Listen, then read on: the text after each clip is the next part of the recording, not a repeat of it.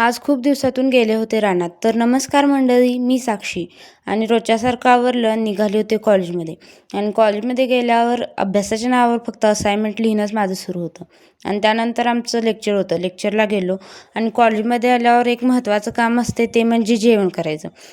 जेवण झाल्यावर मग आम्ही गेलो होतो स्टॅटची असाइनमेंट आणायला आणि असाइनमेंट घेतली आणि नंतर आम्ही गेलो CS च्या प्रॅक्टिकलला. आणि प्रोग्राम हा बिना एररचा झाला की खूपच आनंद होतोय. त्याचा आनंद काय शब्दात व्यक्त बी करता येत नाही.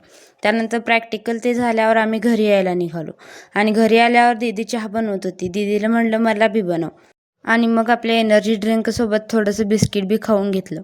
आणि आम्ही काहीही करायला लागलो की आमची छकुलीचं कायम मध्ये सुरू असतंय आणि तिला फक्त बिस्किटाच्या पुड्याचा आवाज जरी आला तरी ती जागी होऊन येतात. असं आमचं वेगळीच आहे माणसं.